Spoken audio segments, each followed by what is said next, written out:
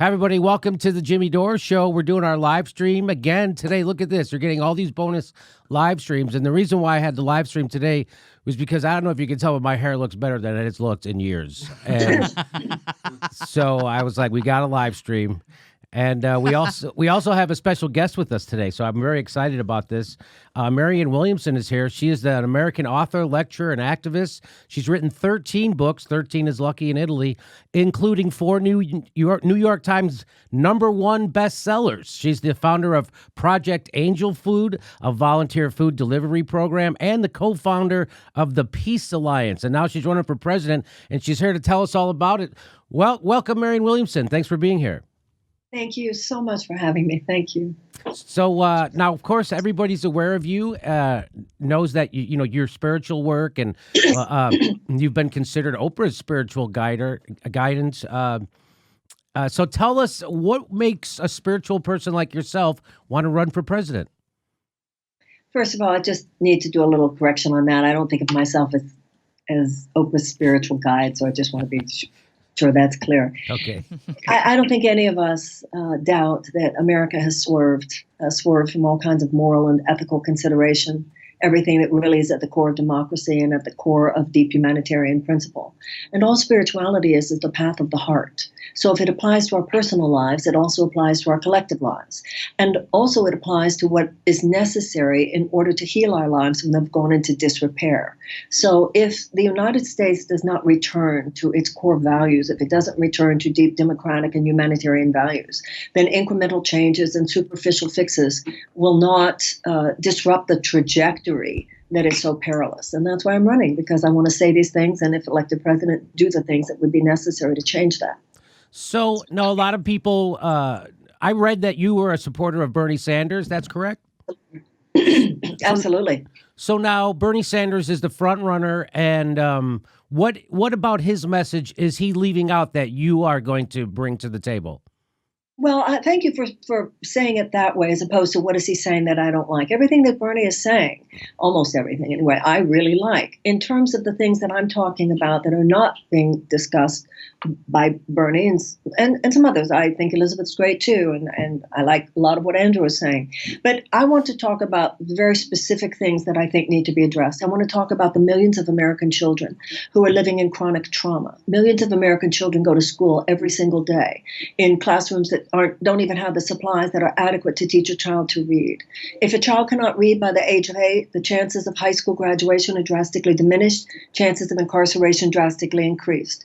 I want a U.S. Department of Children and Youth in order to address the chronic trauma of these millions of American children. I want reparations for slavery because I believe that the United States needs to take a fearless moral inventory, just the way an individual does. An individual has to address the exact nature of our character defects. I don't think the United States can go where we need to go in the future unless we're willing to clean up the past, both in terms of American descendants of slaves and Native Americans. So I'm talking about both of those in a big way in terms of reparations. And I'm also getting deeper into what's really going on with the national defense agenda in the United States, which, because it has more to do with advocacy for defense contractors than with actual peace creation, leaves us in a situation where, well, while we prepare for war, we do not wage peace. I want a United States Department of Peace. So I'm bringing forth a conversation that I feel is more fundamental, not more fundamental than anyone else's, but which is fundamental to what I believe we need to be looking at in order to heal the country. So I really liked your idea about U.S. Department of Domestic Peace Building. So it used to be called the Department of War, and then I think they figured out that wasn't a good way to sell bombs and stuff, and so they just said, oh, it's Department of Defense. And what we really need now is a Department of Peace, and what you call it is domestic peace building. And so do you find that message is really catching on? And why do you think the Democrats aren't for peace?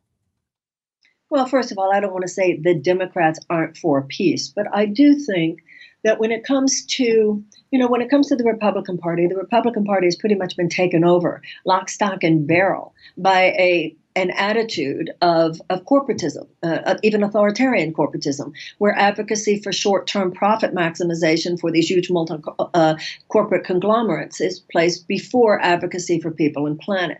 The Democratic Party morally equivocates. And so what the Democratic Party too often does, it wants to address the pain. It wants to address the pain on the periphery, but without addressing and challenging the forces that fundamentally make all that pain inevitable, which in this case, of course, has to do with defense contractors and the nuclear industry.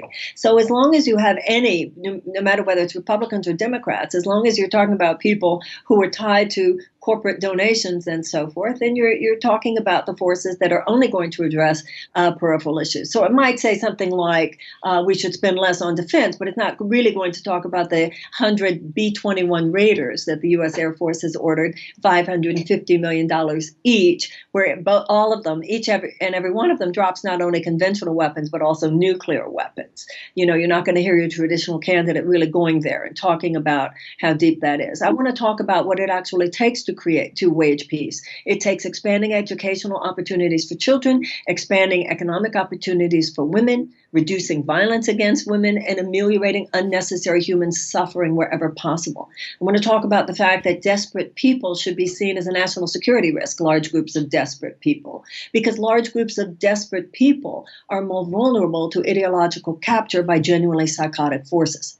And that's true whether it's a corner of a city in the United States where they're more vulnerable to gangs, or a corner of the world where they're more vulnerable to terrorist organizations, or even somewhere in the United States where people have become more vulnerable to an authoritarian demagogue. We need to have a more fierce, more authentic, more real conversation about what's actually happening in this country. Because if you don't name the real level of the corruption, you're not going to be able to expunge it. So, you would be the strongest candidate we've talked to so far, or we've seen who's come out against the military-industrial complex, would be Tulsi Gabbard, and so she's taken a lot of heat for talking about working with our enemies and working for peace instead of wanting to bomb everybody. So where do you stand on our as far as opposing the military-industrial complex buildup that we've had? We've had $200 billion added onto our Pentagon budget since the height of the Iraq War. And you know how much money that is. That could pay for everybody to go to college. That could end homelessness, and you'd still have $100 billion left over. So I would love to hear you talk about what your approach is to ending the regime change wars, or if you're into that, and what you would do to cut the Pentagon budget.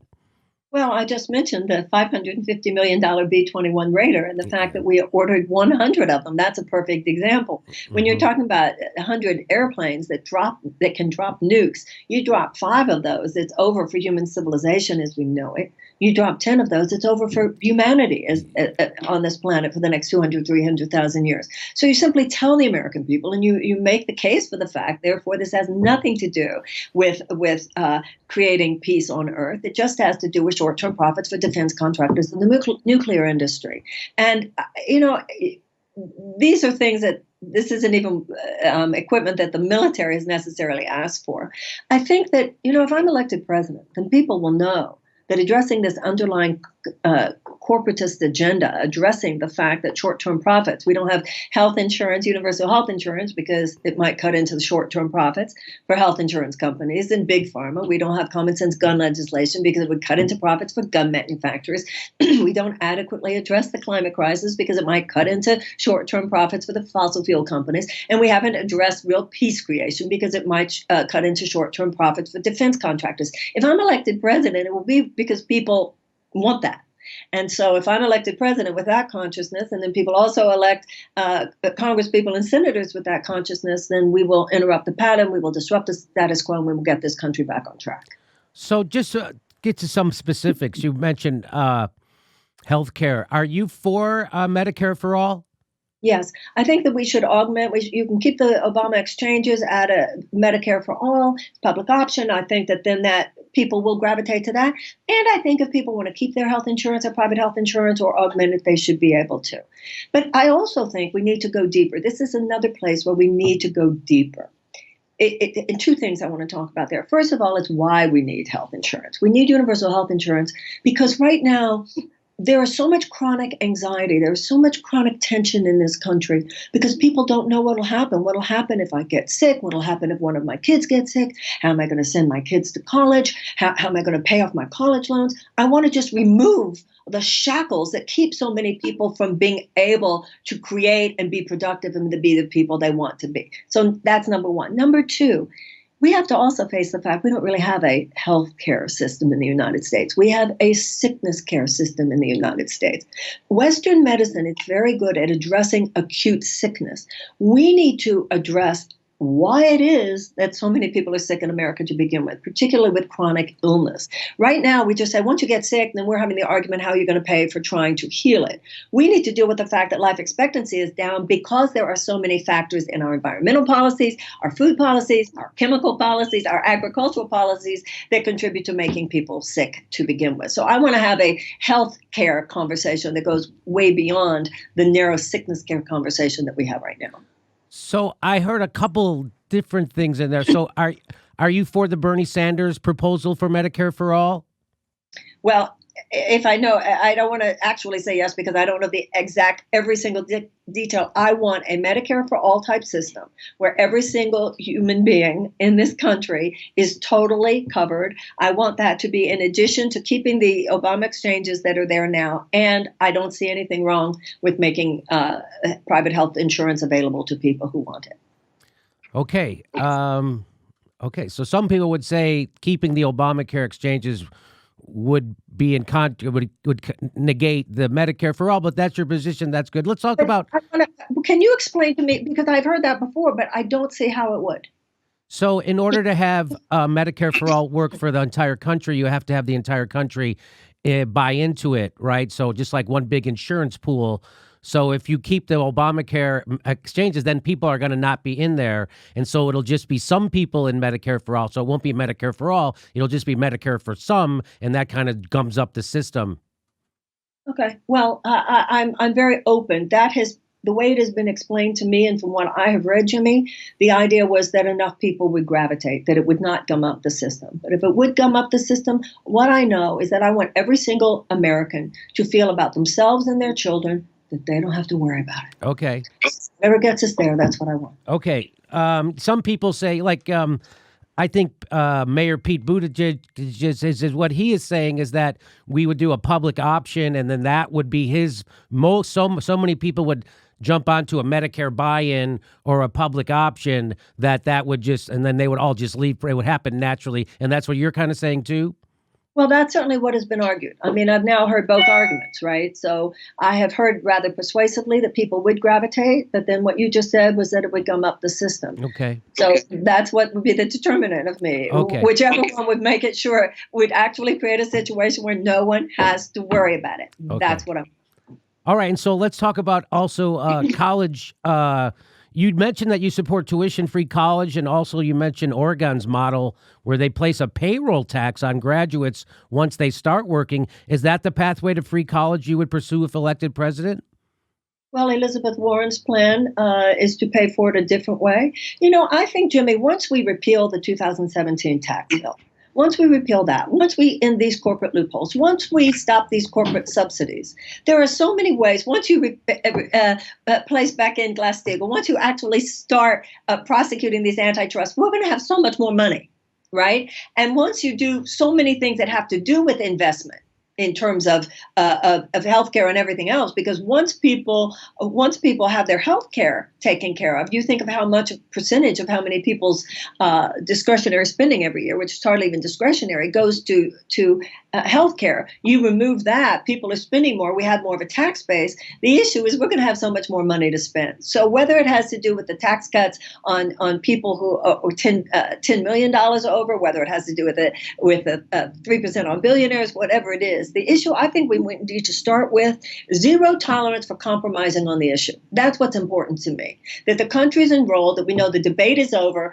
College is going to be paid for. Healthcare is going to be paid for. We're going to raise the minimum wage, and we're going to cancel these college loans. That's what's important, is the consensus that we're going to do these things and we're going to do them now. Okay. That sounds good. So You also mentioned that you wanted a 1-year national service similar to Pete Buttigieg. Do you think that in a country where so many are struggling to pay their bills and are working multiple jobs and don't have health care, et cetera, would it be better to focus on building a better society where people are more easily able to give a year of their life to service as opposed to requiring it? Well, of course, I don't think, first of all, my plan is that there would be something a year between the age of 18 and 26. And it would certainly not be something which would be demanded if, in fact, you could prove that there would be economic hardship. Okay. And also, if this is done well, this would actually increase people's opportunity for greater economic abundance when they finish that year.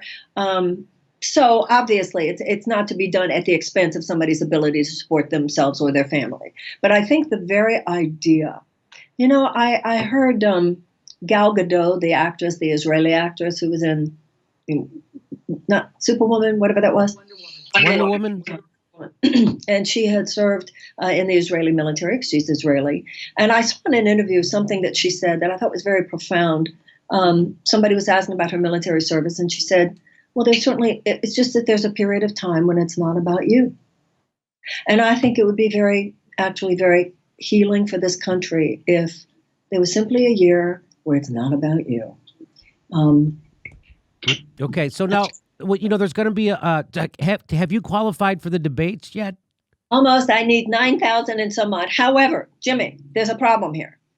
I need 9,000 some odd more in order to make that 65,000 that you need for the debate stage. So that's a hoop that we're just about to run through. And if we stay on track, if enough people give even $1 to be a unique donor, at Marianne 2020, then I'll make it. And then they said, okay, well, another hoop is you have to have at least 200 donors in 20 states. And we have over 200 donors in 41 states. So we made that. Now they've come up with another hoop. And the new hoop is that you have to get 1% in 3 major polls. Oh, no kidding.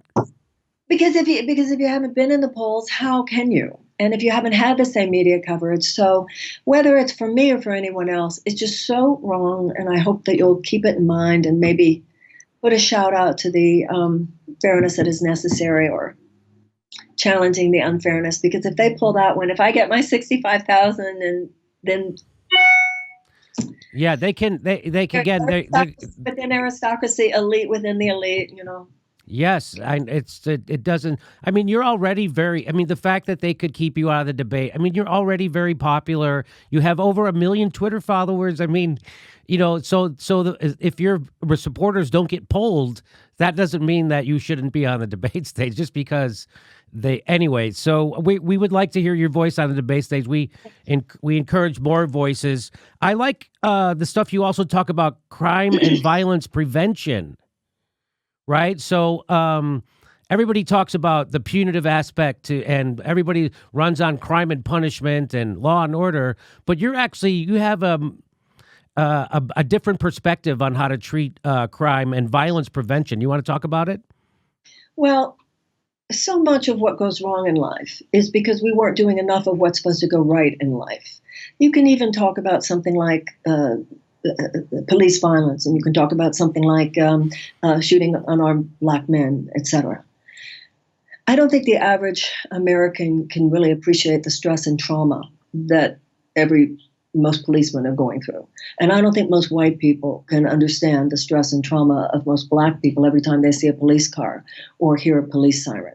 We have to address these deeper issues of what has everybody in such despair that dysfunction and even all to the point of violence is almost inevitable in certain situations.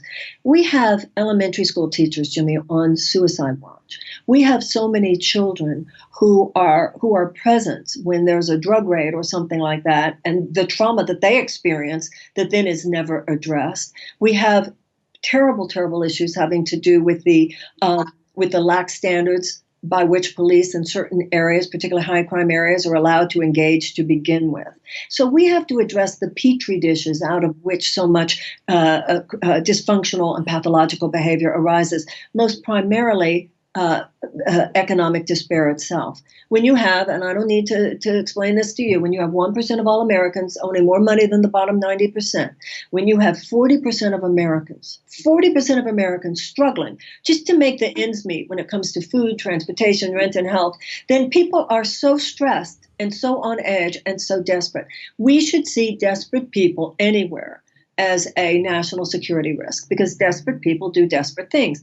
Desperate people are more vulnerable to ideological capture by genuinely psychotic forces, whether it's a gang membership, whether it's a terrorist organization, or an authoritarian dictator. So this is really what my campaign is about, that we can't just address symptoms. We have to address cause. We can't just water the leaves. We have to water the roots, and that's to recognize how insanely unfair and unjust too many of our social and economic situations are. The fact that violence emerges from that. You don't just say, oh, we got to deal with the violence by bombs or prisons. You got to deal with the fact that you're doing so much as a society to make that level of violence almost inevitable. You know, the big reason why we have a show, and the reason why we even do a show, is because the mainstream news media has been captured by the people that they're supposed to be investigating and exposing. So they're funded and owned by the very people that they're supposed to be investigating and exposing. And so what happens when that happens? Well, we don't have a fourth estate anymore. We really just have pushers of propaganda with very loud microphones. And so now it's left up to citizen journalists like myself. You know, we debunked Russiagate for 3 years on this show. I like to say a dumb nightclub comedian in his garage could see through it. Why couldn't the corporate media see through it? And the reason why is because they're corrupt and bought. And so we need truth tellers today. And the media and the establishment like to pay lip service to people like Jim Acosta and against, Trump is saying that the press is the enemy of the people. But right now he's actually is prosecuting a truth teller and a whistleblower, Julian Assange. And most people have been silent about it. I just wonder, where do you stand on that? I go back and forth. I have a lot of ambivalence on the Julian Assange issue. Early on, I saw him as any whistleblower, and that it was very important, the function that he was, the role that he was playing, the function that he was serving. And I was very much aware of the fact that the system suppresses the whistleblower, like you were just talking about the mainstream media, the fact that people who used to get somebody who used to get a Pulitzer Prize for exposing something were just as likely to get fired today for having done the same thing. In this last election, however, clearly, it's not as clear to me, like who you're working for, Julian, because why are you just going there for down on that campaign, but not on the other campaign? So I don't know. I see both sides of the Julian. So when a journalist exposes a politician, unless they expose that politician's opponent, they're immediately suspect and they should be prosecuted. No, I didn't say they're immediately. I didn't say they should be prosecuted. Are they immediately suspect? Is there a healthy skepticism that would healthy skepticism say, why just one side and not the other? Yeah, I don't see anything. I think there is healthy skepticism about that. But whether he should be prosecuted, first of all, we haven't seen exactly what they're going to prosecute him for. So we have seen that actually. They're prosecuting him because he revealed war crimes of the United States through Chelsea Manning's release of those documents. So what they're trying to prosecute him with is over that. It's got nothing to do with the 2016 election. It has everything to do with and it's funny that war criminals are still walking around and going on Ellen and dancing with Ellen on daytime TV, yet the journalist who exposed their war crimes is now being prosecuted, and people running for president are ambivalent. First of all, I don't think. Listen, I understand the Daniel Ellsberg connection. I don't think that it's correct to say about me or probably any other person that we're ambivalent about the fact that there are people, as you said, dancing on Ellen, who behaved criminally in terms of the Iraq War. I'm not ambivalent about that at all. I'm not ambivalent about the role of the whistleblower when it is someone who is exposing war crimes. The Julian Assange thing, for many of us, is a little not as black and white as you see it to be. But that doesn't mean that I'm ambivalent about how important it is not to prosecute someone who exposes war crimes. And if I come to see it in terms of that situation as you do, which is clearly that it is black and white, and I used to feel that way about him. I felt that way about him before this last election. Now I have to process this more and see what I think. Well, the Obama administration's Justice Department declined to prosecute him. And the Washington Post editorial just a few years ago said the same thing, that this, he's a... So what would you say the difference between Julian Assange publishing War Crimes of the United States, released by Chelsea Manning, and the difference between Daniel Ellsberg and the Washington Post printing the Pentagon Papers? They're both publishers, correct? I didn't think there was any difference until this last thing happened with the election.